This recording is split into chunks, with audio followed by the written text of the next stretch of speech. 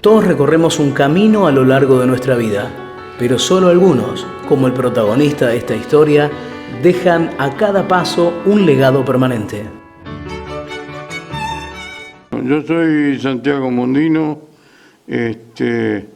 soy de acá de Inés Sindar, nací en Inés Sindar en el año 40. A sus 80 años, Santiago Mondino le ha dedicado tanto tiempo y esfuerzo al progreso de la comunidad que resulta imposible hablar de la historia de Inés Sindar sin mencionarlo constantemente.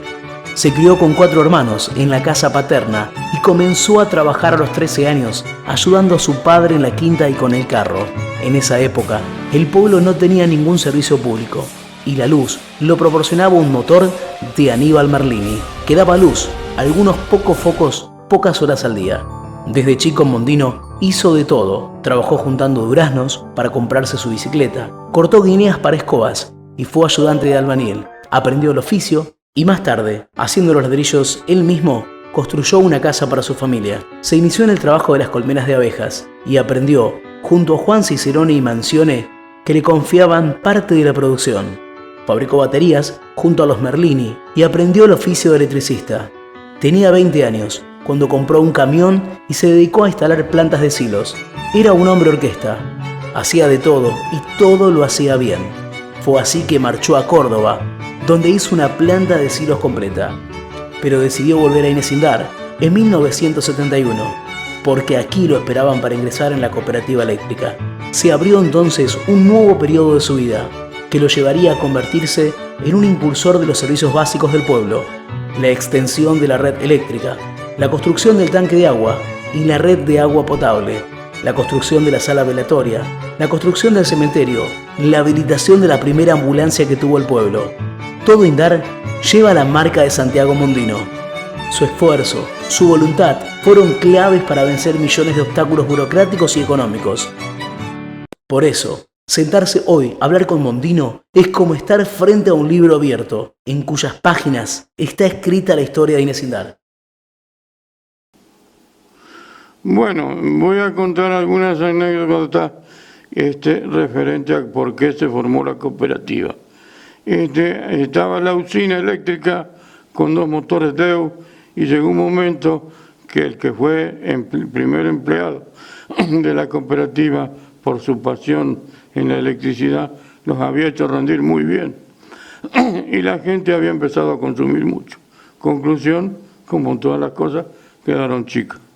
Bueno, yo atendía el equipo de cine en el Club Independiente, que era el único evento que había los fines de semana. Y claro, cuando aumentó la demanda eléctrica por el buen funcionamiento de todo, la gente se iba a dormir tarde y entonces el consumo era mucho y el voltaje bajaba. Finalmente, los viejos motores dijeron basta y dejaron de funcionar para siempre. Y nos quedamos sin luz. Entonces empezó la inquietud de formar la cooperativa. Se tuvo un tiempo sin luz. Cuando había un evento se ponía un tractor para hacer andar el dínamo para tener luz en una parte del pueblo. Y después se hizo el proyecto de hacer una línea de rojas, pero eso llevaba tiempo. Entonces consiguieron un grupo electrógeno, un Berliet, que ya era un motor Berliet con un alternador trifásico, que no era la misma red. Hubo que hacer toda la red nueva, que ahí estaba Don Merlini, Ciarreta y algún otro empleado más que los ayudó para cambiar la red, y eso llevó como un año de tiempo. Y ahí, bueno, empezó a funcionar. Pero era 2 horas a las 12 y 5 horas a la tarde. Y ahí no había más luz. Y en aquel momento más o menos había 120 casas, pero no había heladera, no había artefactos como hay ahora. El consumo era la luz. Que entre paréntesis, al principio no había medidores, después se pusieron medidores. De que eran las luces prendidas siempre. Esa es más o menos la historia del principio de la cooperativa. Hasta que se pudo hacer la línea desde Rojas a Inés Sindar. Otro avance fundamental para Indart también lo tiene a Mondino como protagonista.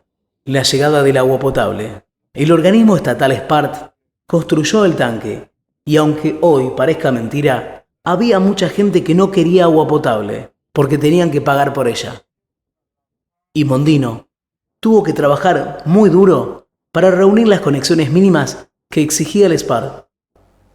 Bueno, antes de que se hiciera la obra del agua, las casas todas tenían una bomba a mano, otras tenían un bombeador y algunos que no tenían un jagüel. Eso era más o menos cómo se sacaba el agua en aquella oportunidad. Después se empezó con el proyecto de hacer el tanque del agua por cañería, que también fue discutida porque mucha gente decía que lo único que falta es que ahora tenemos que pagar el agua. Pero bueno, empezamos para lograr juntar 100 abonados. Dos señores tuvieron que pagar dos conexiones para poder llegar a 100. Y ahí se pudo lograr empezar la obra. Una vez que ya todos tenían agua potable, llegó un nuevo desafío: construir una sala velatoria. Antes que se hiciera la sala velatoria, se velaban en la iglesia. Se había hecho un lugar para velar al lado de la iglesia. Después, por distintos motivos políticos, eso se hizo otra actividad. Y el velatorio se hacía en un garaje, cosa que era bastante inhóspito porque no había baño y todas esas cosas. Entonces empezó la inquietud de que hacer una sala velatoria. Bueno, esto acá era una sodería y ya prácticamente ya estaba desierto porque los dueños lo habían parado, habían vendido, digamos, el negocio y quedó el edificio. Entonces la cooperativa dijo, bueno, es muy probable que podamos acomodar esto. Fuimos a ver a un arquitecto y el arquitecto, bueno, le gustó cómo era el proyecto, que ahí donde está el garaje había la máquina para hacer soda y bueno, y se fue haciendo todo este proyecto hasta poder hacer la sala velatoria. Ni bien se inauguró la flamante sala velatoria, ya se planteó el siguiente gran desafío. Hacía falta un cementerio, porque Inés Indar no lo tenía. Entonces les voy a comentar cómo fue la iniciación de hacer el cementerio. En principio, bueno, que no se pudo hacer más velatorio allá en la capilla, se empezó la inquietud de hacer la sala velatoria. Bueno, cuando se hizo la sala velatoria, una parte estaba solucionada, pero después había que llevar, trasladar a Salto los fallecidos. Y bueno, eso era toda una historia porque a veces había lugar de algún familiar y si no, había que conseguir alguno prestado. Y a veces si no había, y que no, ¿para qué? ¿Por qué no lo lleva a otro lado? Y no, ellos lo quieren traer acá. ¿Y pero dónde lo pongo? Bueno, que hasta el último dijimos, bueno, acá hay que cambiar el sistema. Y después siempre había algún vecino que decía, mira, yo tengo el panteón de mi abuelo, ponelo ahí. Y se ponían en lugares prestados. Pero bueno, el tema, eso era por un tiempo. Entonces empezó la inquietud de poder hacer el cementerio. Y bueno, ahí logramos de poder hacerlo acá, porque en principio el tema del terreno, que era bajo, qué sé yo, bueno, conclusión, se rellenó, que ustedes lo deben haber visto allá, y para hacer el cementerio. Bueno, entonces ya estaba todo de acuerdo a hacerlo. Bueno, el tema era cómo lo hacíamos. Entonces yo conseguí fui a varios lados a ver cómo estaban los cementerios, de esos de los pueblos chicos. En una oportunidad, una empresa de Córdoba me ofreció unos nichos de plástico, que bueno, no llegaron, nadie estuvo de acuerdo con eso.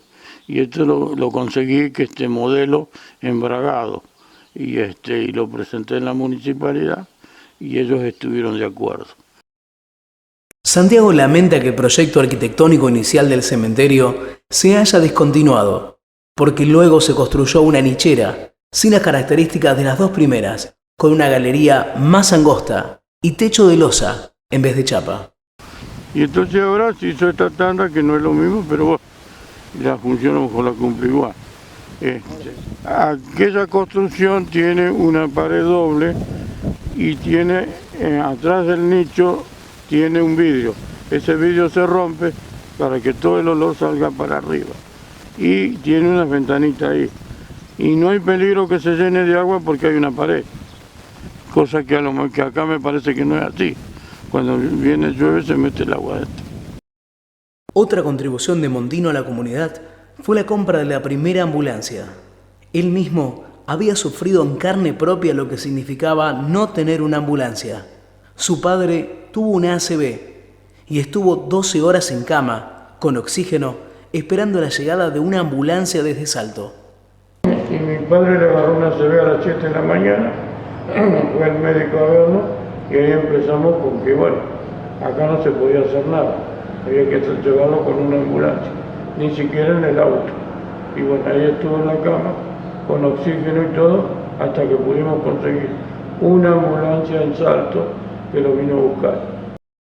Vamos llegando al fin de este muy resumido relato de la vida de Santiago Mondino. Y la pregunta es inevitable. Santiago, cuando usted mira atrás, 50 años de lucha, con todo el esfuerzo y los no pocos disgustos que tuvo que afrontar, ¿toda esa lucha valió la pena? Sí, valió la pena dada la circunstancia de que hoy tenemos un pueblo con un montón de servicios. Nos está faltando uno solo para ser igual que las grandes localidades, que viene a ser las cloacas.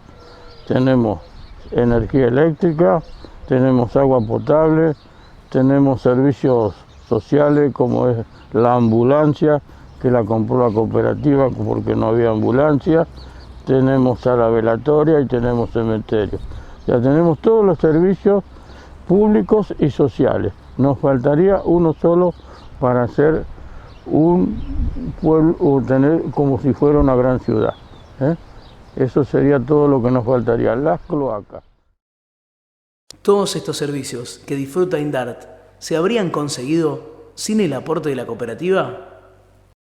Yo diría que no, la cooperativa es el alma del pueblo, porque han pasado un montón de gente que vivió en el pueblo, que han sido ciudadanos, algunos no están más, y todos trataron de que el pueblo donde ellos han vivido, o como en el caso mío, donde yo nací, tengamos todos los servicios y la pasemos lo mejor que se pueda. Santiago, ¿qué le diría usted a la gente que quiere mejorar el nivel de vida de Inés Indart? Y bueno, no dejar venir abajo lo que se ha logrado, tratar de mantenerlo y prestar un buen servicio. Y si hay algún servicio público que todavía no se ha hecho en Indart, tratar de lograrlo para poder tener todos los servicios, lo mejor que se pueda, y vivir cómodo. Y no fijarse en lo que se gasta, porque como comparaba hace un rato, comparamos lo que gastamos en los servicios y después nos damos cuenta de que cuando no lo tenemos es barato.